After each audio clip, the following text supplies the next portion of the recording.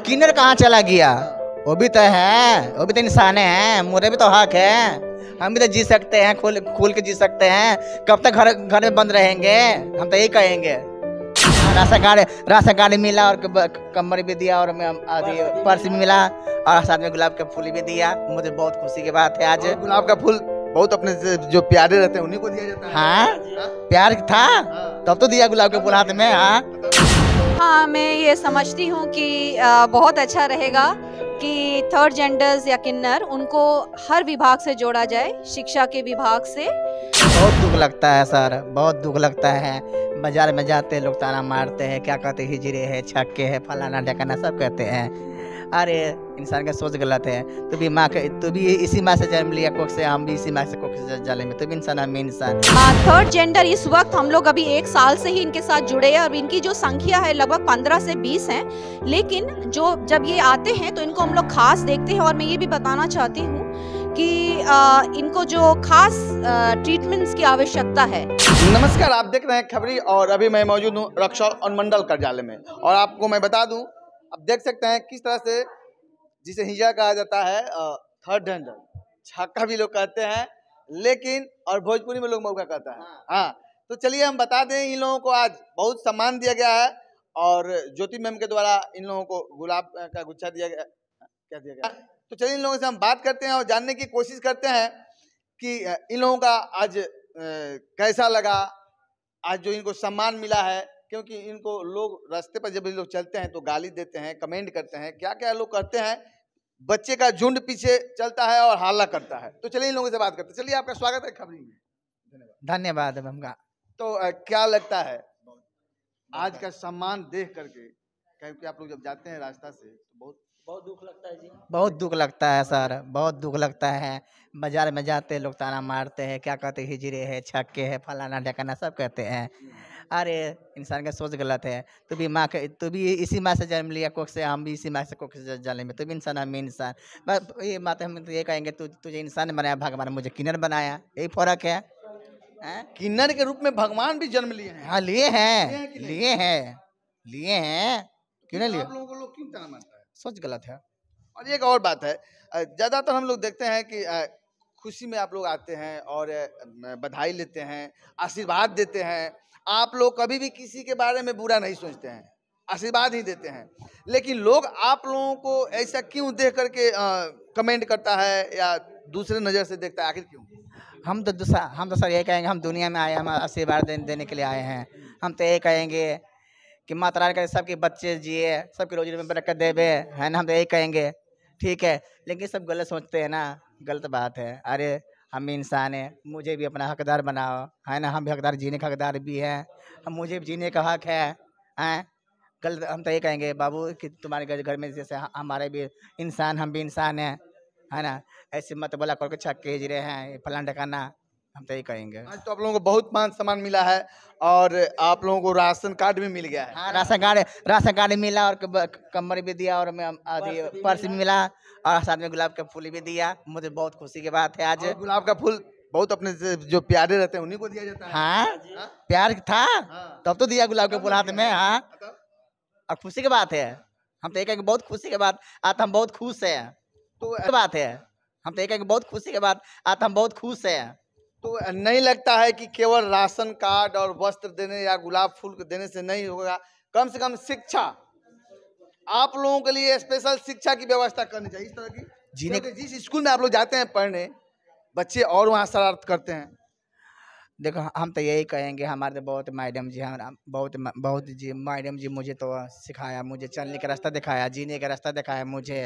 हम तो यही कहेंगे बहुत। और एक और बात है, आप लोगों को महिला को आरक्षण दिया गया, लेकिन आप लोगों को एक सीट क्यों नहीं निश्चित की जाती है भाई? बोलो गुरु। इसलिए किया जाता है सर, हम लोग का जो हम लोग किन्नर है, ठीक ना, तो इसलिए दीदी लोग हम लोग को समाज में लिया के खड़ा किए, जानते ना। हम लोग बहुत एक लेडीज है, एक जेंट्स और एक किन्नर। पढ़ाई भी हम लोगों को तीन लिंग का हम लोग पढ़ते हैं। लोग हक 3 लिंग का क्यों नहीं मिलता है? पता नहीं, तीनों लिंग को हक मिलना चाहिए ना, महिला को और किन्नर। और किन्नर कहाँ चला गया? वो भी तो है, वो भी तो इंसान है, मुझे भी तो हक है। हम भी तो जी सकते हैं, खोल के जी सकते हैं। कब तक घर में बंद रहेंगे?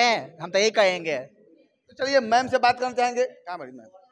मैडम ये नहीं लगता, आपको ये नहीं लगता है कि केवल वस्त्र देने से या गुलाब का फूल देने से या राशन कार्ड देने से कम से कम इन लोगों को स्पेशल कुछ शिक्षा की व्यवस्था की जाती है?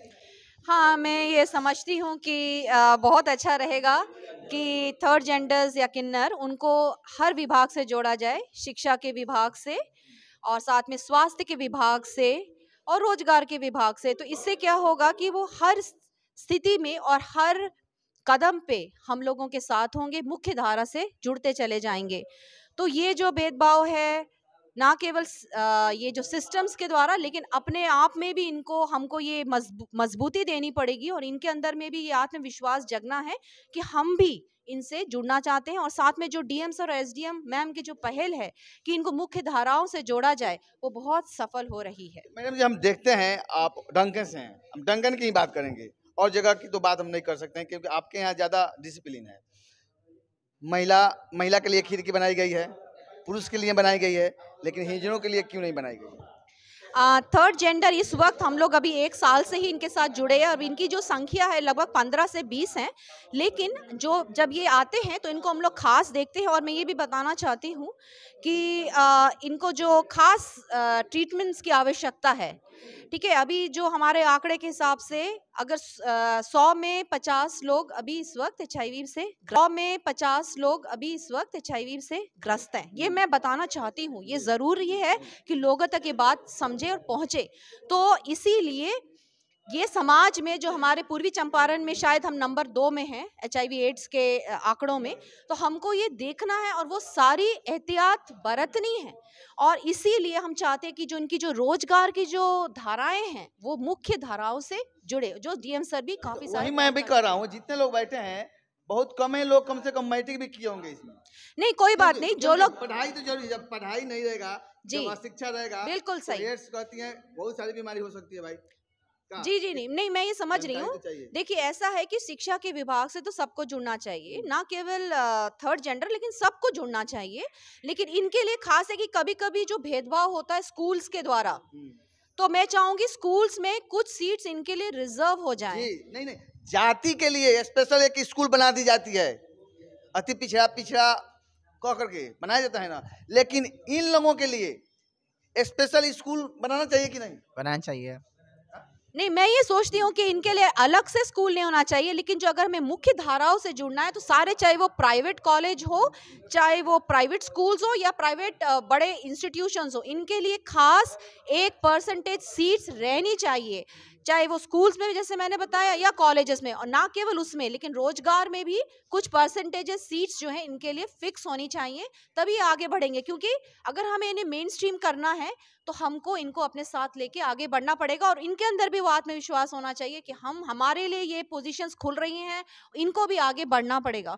और मैं सोचती हूँ कि आने वाले समय में हम सब साथ मिलकर के आगे बढ़ेंगे। आगे बढ़े और आपका भी दायित्व बनता है कि कमेंट कीजिए और कुछ राय दीजिए कि इन लोगों के साथ दुर्व्यवहार समाज क्यों करता है।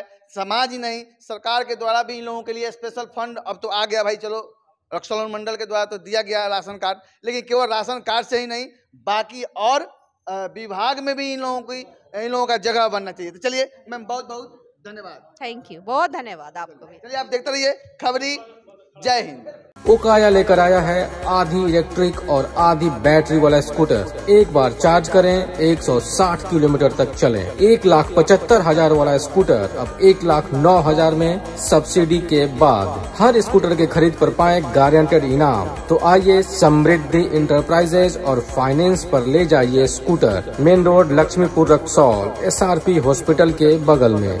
आया है त्योहारों का सीजन, खुशियाँ मनाएंगे तारा होंडा के संग। मात्र 9,999 रुपए देकर कोई भी मोटरसाइकिल लेकर जाएं और साथ में पाएं 3,000 रुपए का एसेसरीज, वो भी बिल्कुल मुफ्त।